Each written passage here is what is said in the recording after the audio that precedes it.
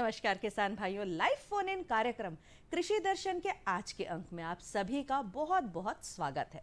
किसान भाइयों, जैसा कि हम सभी जानते हैं कि हमारे खेतों में जो खरीफ की फसल है वो कट चुकी है। आगामी आने वाले दिनों में हम तैयारी करेंगे अपने खेतों में रबी की फसल लेने के लिए। तो क्यों ना उन सबसे पहले हम रबी में किए जाने वाले सभी प्रकार के सामयिक कार्यों की संपूर्ण जानकारी प्राप्त कर लें। भाई उससे क्या होगा? उससे दो फायदे होंगे। जहां एक और हमें संपूर्ण सामयिक कार्यों की जानकारी प्राप्त होंगी तो हम सही तरीके से अपने खेतों में काम कर पाएंगे, दूसरी ओर हम भरपूर अपनी पैदावार भी प्राप्त कर पाएंगे। तो चलिए इसी विषय को लेकर जानकारी प्राप्त करते हैं कि रबी में समसामयिक कार्य किस प्रकार से किए जाएं। इस विषय को लेकर अगर आपके मन में कोई प्रश्न या जिज्ञासा है तो जल्दी से हमारा फोन नंबर नोट कर लीजिए, जो कि है 07552660049। साथ ही साथ हमारा टोल फ्री नंबर 1800233040। आपके प्रश्नों का हमें इंतजार रहेगा। चलिए उससे पहले अपने विशेषज्ञ से मुलाकात कर लेते हैं। आज के हमारे विशेषज्ञ हैं डॉक्टर MD व्यास। ये प्रधान कृषि वैज्ञानिक है कृषि महाविद्यालय सीहोर से। नमस्कार सर। नमस्कार। बहुत बहुत स्वागत है आपका हमारे कार्यक्रम में। सबसे पहले तो आप हमारे किसान भाइयों को ये बताइए कि रबी की मुख्य फसलें कौन कौन सी हैं? निश्चित किसान भाइयों, जैसा कि हम जानते हैं खासतौर से खरीफ के मौसम में तो हमारा सोयाबीन प्रदेश कहलाता ही है। हाँ जी। लेकिन रबी के मौसम में भी दलहनों के क्षेत्र में हम अग्रणी हैं जी। और साथ ही हमारे प्रदेश की जो राजा फसल है वो गेहूं है। हाँ जी, बिल्कुल। इसके साथ ही साथ हमारा जो गिर्द क्षेत्र है, गिर्द क्षेत्र जिसे हम मुरैना या चंबल क्षेत्र का है, ग्वालियर भिंड मुरैना जो क्षेत्र है, वहाँ सरसों की भी रबी के मौसम में प्रमुख फसल है। इसके साथ ही दलहनों में खासतौर से चना और मसूर हमारे प्रदेश में किसान भाई बहुतायत से उगाते हैं।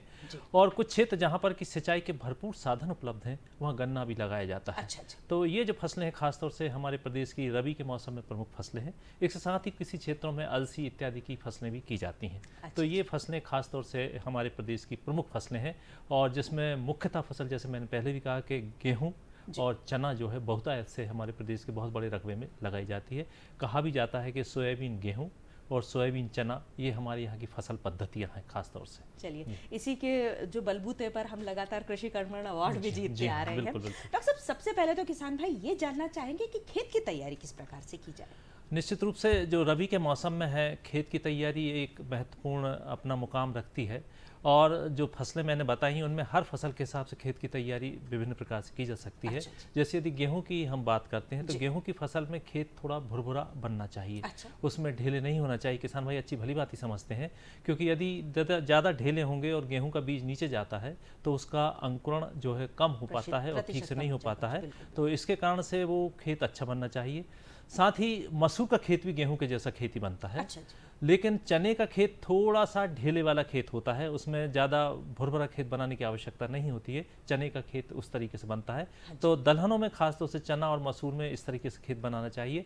मैंने बात करी थी कि जो खासतौर से गन्ना है, गन्ने का जो क्षेत्र है, गन्ने में किसान भाइयों को इस समय जो खेत बनाने के साथ साथ उसमें गरीण जो बनाते हैं, नालियाँ और कुंड जो बनाते हैं, उनकी भी तैयारी कर सकते हैं। और 2 या 3 बार बखर जिसको कल्टीवेटर इत्यादि भी चलाकर खेत को अच्छी तरह से बनाए। जैसे कि आपको मालूम है कि अभी विगत दिनों में हमारे प्रदेश में बहुत से क्षेत्रों में बरसात हुई है और ये बहुत बड़ी सोने पे सुहागा जैसी बात है। रबी के मौसम के लिए अमृत जैसी फसल है और इससे किसान भाइयों का एक पलेवा और खास तौर से उसमें जो नमी है वो संचित होने की व्यवस्था हो गई है। तो सोयाबीन कटने के बाद जिन क्षेत्रों में अच्छा पानी गिरा, आप किसान भाई उसको खेत 2-3 बार बखर चलाकर उसको तैयार कर लें, जिससे कि वो आगे की जो फसल है उसमें उनको पलेवा की जरूरत भी नहीं पड़ेगी और सीधी बुआई भी कर सकते हैं। जी बिल्कुल। किसान भाई जो कुछ गलतियां करते हो, क्योंकि मुझे भी ये पता है कि हम लगातार किसान भाइयों को समझाते आ रहे हैं कि जो फसल है उसके कटने के बाद में आप जलाएं नहीं, खेत में आग नहीं लगाएं, लेकिन फिर भी कुछ ना कुछ गलतियां करते हैं। तो वो कौन सी गलती ना करें जिससे आगे चल के उनको रबी की फसल अच्छी? हाँ, निश्चित हमारे प्रदेश में तो खासतौर से ये इस समय जो खरीफ में ये दिक्कत नहीं है, क्योंकि कई क्षेत्रों में जो हमारे देश के अलग हैं, हरियाणा पंजाब इत्यादि में पराली जलाने वाली व्यवस्था होती है। धान की जो कटाई होती है और धान के जो अवशेष होते हैं उनको जलाने की वो करते हैं व्यवस्था। ये निश्चित रूप से नहीं जलाना चाहिए। जैसे आपने कहा है कि इससे भूमि में जितने सूक्ष्म जीवाणु हैं वे भी नष्ट होते हैं और वातावरण को, पर्यावरण को भी नुकसान पहुंचता है। हाँ, ये गलतियां जरूर हमारी रबी के मौसम के बाद जरूर होती हैं कि गेहूं के खेत जलाए जाते हैं। तो वो तो बात की बातें हैं, लेकिन अभी से उनको किसान भाइयों को सचेत करने की आवश्यकता है कि कृपया वो इस तरीके के जो गेहूं के अवशेष ना जलाएं, जिसमें सूक्ष्म जीवाणु भी खत्म होंगे खाद। और आजकल तो इतनी अच्छी मशीनें आ गई हैं, रोटावेटर है, ये है इत्यादि चलाकर गेहूं को जो कंबाइन से कटवाते हैं, उसके बाद जो अवशेष होते हैं वो रोटावेटर से उनके छोटे छोटे छोटे टुकड़े हो जाते हैं और जमीन के अंदर वो मिल जाते हैं और ये जमीन में कार्बनिक खाद के रूप में भी काम करते हैं, तो फायदा होता है। तो बिल्कुल आपने अच्छी बात कही कि ये निवेदन जरूर हम किसान भाइयों से अभी से करना चाहेंगे कि जहां उन्होंने गेहूं की तैयारियां की हैं, गेहूं बुआई करेंगे, उसके बाद उनके अवशेष बिल्कुल ना जलाएं, जिससे कि वातावरण पर्यावरण का नुकसान भी ना हो और साथ ही साथ उनकी जमीन में जो सूक्ष्म जीवाणु हैं, जो उनके मित्र होते हैं, उनका नुकसान भी नहीं होना चाहिए। बिल्कुल। बीज का जो उपचार है वो सबसे ज्यादा महत्वपूर्ण है, क्योंकि जब बीज ही स्वस्थ होगा तो आगे चल के फसल के अंदर कीट की बीमारियों की संभावनाएं कम होंगी। तो किस प्रकार से बीजोपचार की सही विधि आप बताएं। बिल्कुल, ये बिल्कुल सामयिक जो विषय है हमारा और इस समय ये सबसे महत्वपूर्ण बात है। जातियों की व्यवस्था करने के साथ साथ बीज उपचार की व्यवस्था बहुत ही आवश्यक है। बीज उपचार किसान भाइयों, जैसे कि हम जानते हैं कि कई बार क्या होता है कि हम कहीं से बीज लेते हैं तो वो उपचारित होता है, लेकिन मैं तो फिर भी आपसे कहना चाहूँगा कि यदि उपचारित बीज है तो फिर से उसे एक बार पुनः उपचार कर लें, जिससे भी किसी प्रकार की कोई आशंका ना रहे। दलहनी फसलें हैं, उनमें थायरम और कार्बेंडाजिम, ये जो दवाएं होती हैं, जो फफूंदनाशक होते हैं, आजकल इनके जो है सर मिलकर भी बनने लगी हैं दवाएं हैं। तो करीब 1 किलो बीज के ऊपर 2.5 से 3 ग्राम इनकी मात्रा लगती है। केवल बहुत ज़्यादा महंगा काम नहीं है, बहुत अच्छे अच्छे फफूंदनाशक है। इससे एक तो अंकुरण भी अच्छा होता है, साथ ही बीज जनित रोग जो शुरू की बीजांकुर अवस्थाओं में होते हैं वो बच जाते हैं। तो थायरम और कार्बेंडाजिम से जो इनका बीजोपचार करें, चना मसूर इत्यादि का। साथ ही साथ गेहूं का भी हम थायरम से बीज उपचार कर सकते हैं, 2.5 से 3 ग्राम बीज। और बाकी कई जो फफूंदनाशक हैं जो भी उपलब्ध होते हैं मार्केट बाजार में, अच्छी कंपनी के अच्छे वाले उनको लेना चाहिए। बीजोपचार के साथ साथ खासतौर से दलहनी फसलों में बीज निवेशन एक शब्द है कि यानी हम जो कल्चर किसान भाई देखते हैं, जो काला पाउडर उनको मिलता है जिसमें, उसका उपचार करना आवश्यक है। तो पहले फफूंदनाशक दवा से उपचार करें और उसके बाद बीज निवेशन कल्चर से उपचारित करें। कल्चर का फायदा किसान भाई होता है, जो फफूंदनाशक है वो तो एक प्रकार से रोगों से बचाता है, बीज जनित रोगों से बचाता है, लेकिन ये कल्चर जो है वो जड़ों में गठाने पैदा करता है, ज्यादा बड़ी गठाने करता है, होती तो है, और ये नत्रजन का वायुमंडल से स्थिरीकरण करती है। और किसान एक प्रकार से उन फसलों में जादू की पुड़िया होती है कि जो यूरिया इत्यादि के माध्यम से अनावश्यक खाद किसान भाइयों दलहनों में देते हैं, अगर वो राइजोबियम कल्चर से उसका उपचार कर लें तो बहुत अच्छी बात होती है। साथ ही गेहूं में भी एजेटोबैक्टर नाम का जो एक कल्चर आता है, उससे उसको उपचारित करना आवश्यक होता है।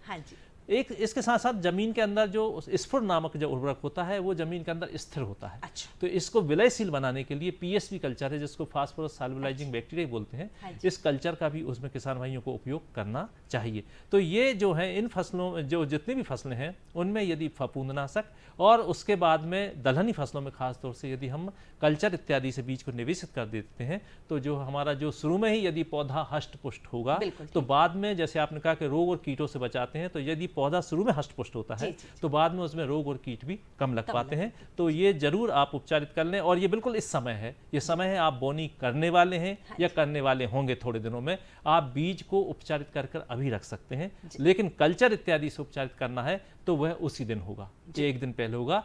फफूंदनाशक दवाओं से आप किसान भाइयों बीज को अभी से उपचारित कर लें। उपचारित बीज भी हो तो एक बार और अच्छी फफूंदनाशक दवाओं से उपचारित कर लें, जिससे कि बीज जनित रोगों से और अन्य रोगों से पौधों में लड़ने की शक्ति पैदा हो सके। डॉक्टर साहब, जो एक मेरे मन में जो प्रश्न आ रहा है कि किसान भाइयों के पास में, अब तो बहुत से किसान भाई ऐसे हैं जिनके पास में ऐसी मशीनें हैं कि जिनसे वो उर्वरक जो है वो पहले डल जाएगा, फिर उसके बाद में बीज डलेगा, लेकिन बहुत से किसान भाई ऐसे भी हैं जिनके पास में मशीन नहीं है, तो उन्हें कितनी मात्रा में कब कौन सा वाला उर्वरक डालना चाहिए जिससे कि पैदावार अच्छी प्राप्त हो? ये बहुत अच्छी बात है। खासतौर से जो उर्वरक हैं काफ़ी महंगे हो गए हैं आजकल, और खासतौर से दानेदार उर्वरक जो हैं, किसान भाई प्रायः क्या करते हैं कि दानेदार जो उर्वरक होते हैं उनको या तो बीज के साथ मिला लेते हैं, और या खेत में इसी तरीके से फेंक देते हैं। ये दोनों व्यर्थ हैं। ना तो बीज के साथ मिलाना चाहिए, अगर बीज के साथ मिलाते हैं तो बीज में सड़न पैदा होती है और उसका अंकुरण कम होता है। तो और कहीं और जो दाने हैं वो जड़ के नीचे नहीं जा पाते, तो उनका उपयोग नहीं हो पाता।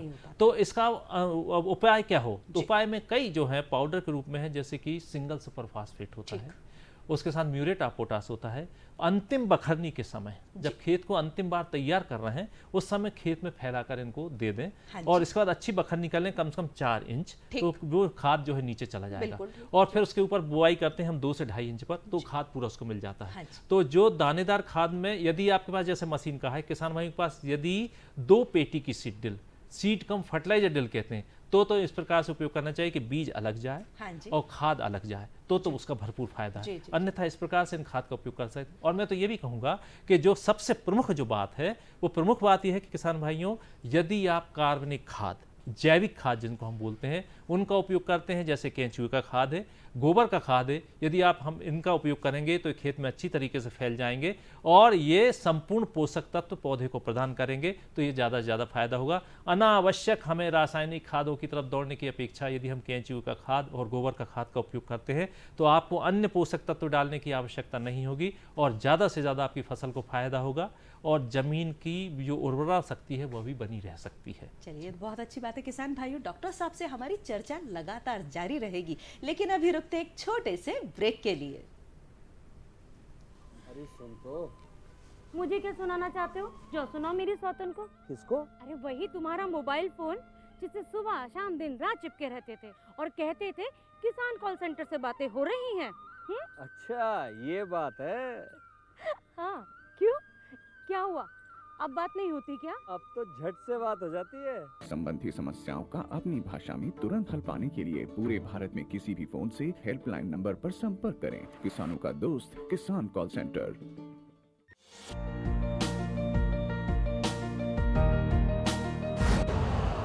यूरिया का स्वदेशी उत्पादन 70 लाख टन बढ़ाने के लिए 6 उर्वरक संयंत्रों का उद्धार किया जा रहा है। FCIL के गोरखपुर, सिंदरी, तलचर और रामागुंडम संयंत्र, HFCL की बरौनी इकाई और BVFCL की नामरू फोर्थ। सोने पर सुहागा ये है कि देश में अब बनेगा सिर्फ नीम लेपित यूरिया, क्योंकि इससे होगा किसानों का फायदा ही फायदा। अनाज का उत्पादन 10% तक बढ़ेगा। बढ़ेगी 10 से 15% नाइट्रोजन क्षमता।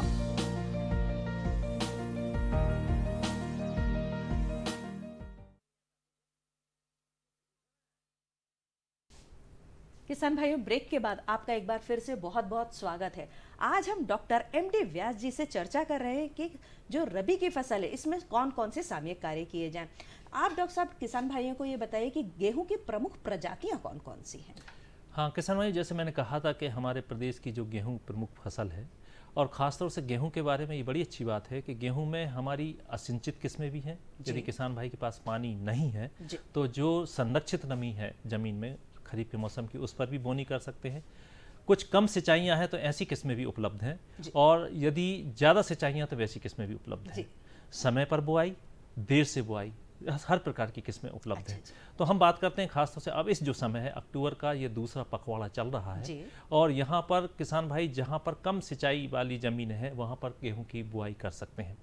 दोनों प्रकार की किस्में जो हैं, सरबती गेहूं या जिसको चंदोसी गेहूं कहते हैं वैसी भी हैं, और कठिया या मालवी गेहूं कहते हैं जो भी हैं। कठिया मालवी गेहूं से तात्पर्य यह है कि जिस तरीके से हमारा मैदा इत्यादि बनता है, जिससे ब्रेड बनती है, वो जिससे रोटी बनती है, वो सरबती जानते हैं। और हमारा प्रदेश तो खास तौर से मध्य प्रदेश जो है सरबती गेहूं के लिए प्रसिद्ध है, और जिसमें सीहोर जिला तो प्रसिद्ध है ही उसमें। तो सरबती गेहूं किस्में जवाहरलाल नेहरू कृषि विश्वविद्यालय जबलपुर, राजमाता कृषि विश्वविद्यालय ग्वालियर और इंदौर में जो गेहूं कृषि अनुसंधान केंद्र, यहाँ से निकाली गई किस्में हैं। तो खासतौर से जो कम सिंचाई वाली किस्में जैसे हर्षिता है, पूसा ज्वाला है, और JW 3011 है, JW 3269 है, और JW 3211 है। ये जो किस्में हैं खासतौर से कम सिंचाई वाली, और पुरानी जो किस्में किसान भाई के पास C306 और सुजाता, ये किस्में कई जगह उपलब्ध हैं, लेकिन अब नई किस्मों का उनकी जगह उनका चुनाव उन्हें करना चाहिए। इस समय इन किस्मों का चुनाव उनको करके और उसकी बोनी करना चाहिए। साथ ही जो कठिया किस्में हैं उसमें खासतौर से कई जो किस्में हैं उसमें मालव शक्ति है, मालव रत्न है, पूसा तेजस है, पूसा मंगल है, पूसा अनमोल है, और ये जो किस्में हैं, पोषण जो किस्में हैं, इन किस्मों का चुनाव करना चाहिए।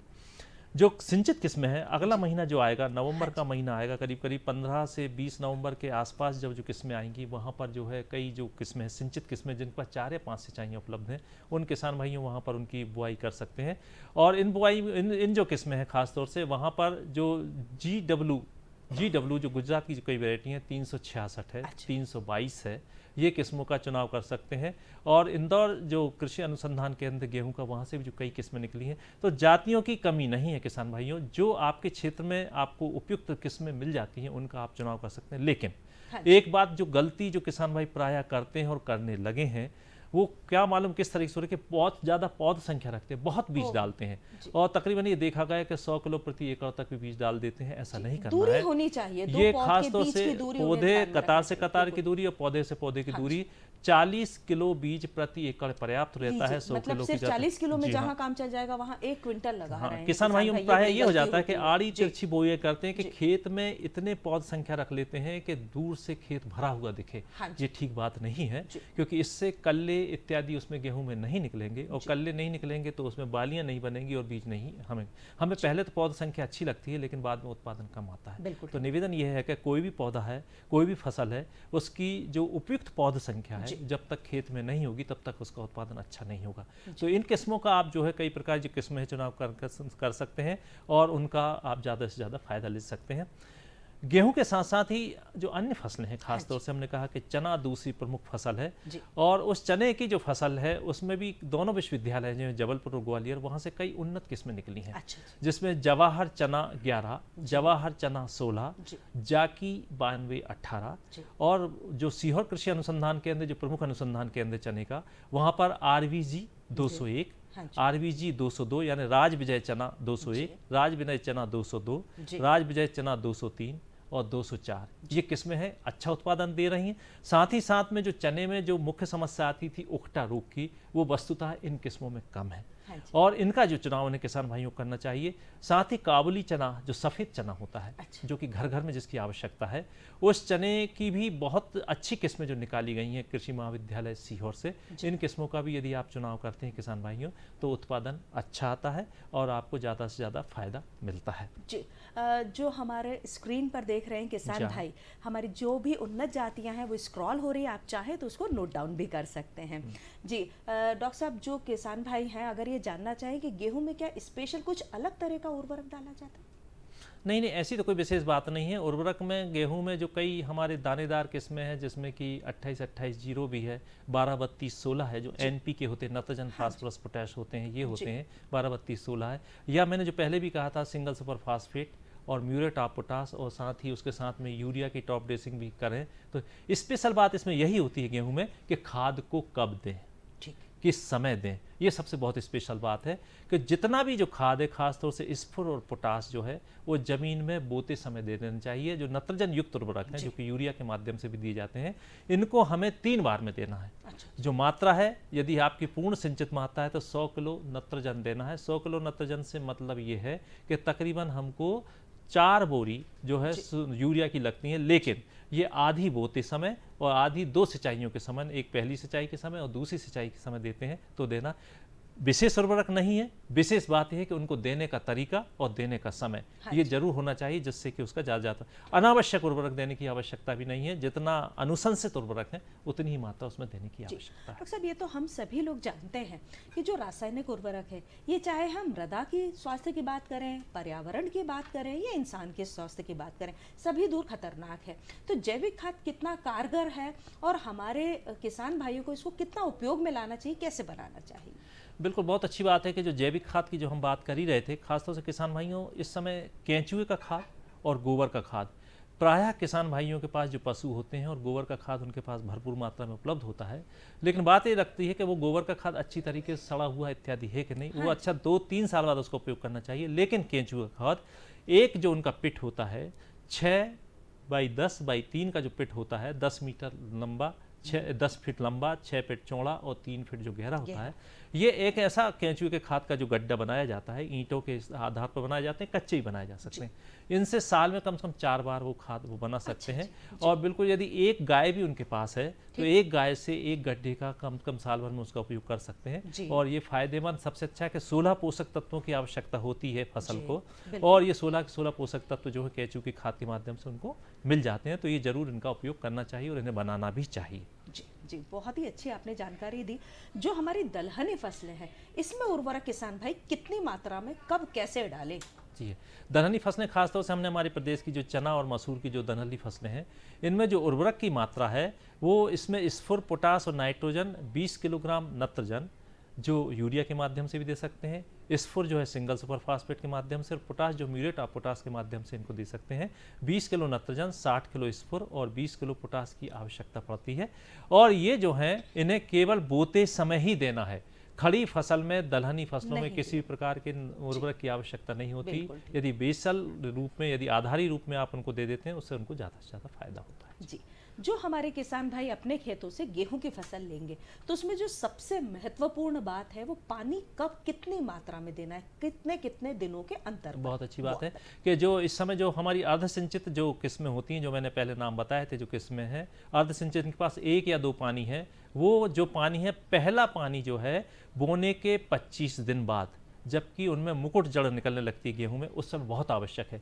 अगर इस समय पानी नहीं दिया जाए तो कम से कम 25% उत्पादन कम हो जाता है। हाँ जी। और दूसरा जो पानी है उसमें कल्ले निकलते समय, जो गेहूं में कल्ले निकलते हैं, या उसमें फूल निकलते समय दूसरा पानी देना चाहिए। लेकिन यदि भरपूर सिंचाई उपलब्ध है, जैसे पूसा, जैसे तेजस है, पूसा तेजस किस्म है, पूसा अनमोल किस्म है, और GW 322 है, GW 366 है, इसमें 4 या पानी लगते हैं। अच्छा, तो ये मान के चलिए कि 20 का पहाड़ा कि हर 20 दिन बाद 1 पानी देने की आवश्यकता होगी, अच्छा, जिससे अच्छा। उनका उत्पादन अच्छा जी। होता है। तो सिंचाई का जो है मान यदि इस तरह रखेंगे, अब कई बार ये होता है कि साहब उस दर में बिजली नहीं है, ये नहीं है, वो नहीं है, तो उससे काम नहीं चलता, क्योंकि जी। फसल को जिस समय पानी की पानी आवश्यकता है उस समय, और खासतौर से पानी जो स्प्रिंकलर सिंचाई से दें। जी, ठीक। फैलाकर पानी देने में व्यर्थ पानी जाता है। जो फव्वारा पद्धति उससे पानी देते हैं, ज़्यादा से ज़्यादा फायदा होता है। जी जी जी।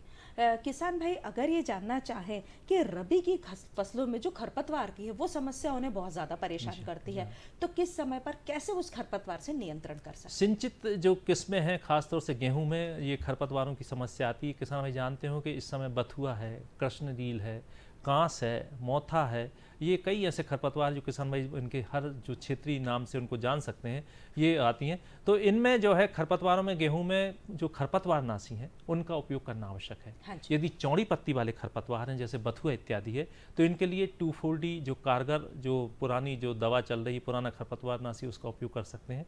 जो सकरी पत्ती वाले खरपतवार हैं उनमें आइसोप्रोटूरॉन दवा सकते हैं। और अब इस समय तो कई जो ऐसे कॉम्बिनेशंस आ गए हैं, जैसे सल्फोसल्फ्यूरॉन है, मेटासल्फ्यूरॉन है, ये जो खरपतवार नाशी इनका उपयोग कर सकते हैं खड़ी फसल में। लेकिन बालियां निकलने के पहले खरपतवार नाशियों का उपयोग करना है। बाली निकलने के बाद, यानी 35 से 40 दिन के बाद किसी भी हालत में किसी भी खरपतवार नाशी का उपयोग ना करें, क्योंकि इससे बालियां टेढ़ी मेढ़ी हो जाएंगी और विपरीत असर पड़ेगा। जी। चना और मसूर की जो फसलें हैं, इनमें खरपतवार नाशी जहां सिंचित हैं, जी। असिंचित क्षेत्रों में तो खरपतवारों की समस्या नहीं होती, लेकिन सिंचित क्षेत्रों में यदि खरपतवार आ रहे हैं, हाँ जी। तो फसल के बोने के, यानी बोनी के तुरंत बाद 24 घंटे के अंदर यदि खरपतवार नाशियों का उपयोग कर लिया जाए, जैसे पेंडीमेथालिन है जी। या पेंडीमेथालिन प्लस एमेजेटापायर है, ये दवाएं हैं जो किसान भाई नोट कर सकते हैं, और इनके जो यदि नहीं है तो हमसे भी कृषि महाविद्यालय में संपर्क कर सकते हैं, जी। जिससे उनको नाम सकते हैं। इनका उपयोग करें तो जिससे खरपतवारों पर उनकी दिक्कत नहीं होगी, खरपतवारों से उनका बचाव हो सकता जी। है। अगर किसान भाई ये चाहें कि उनके खेत से वो 2 फसल लेना चाहें,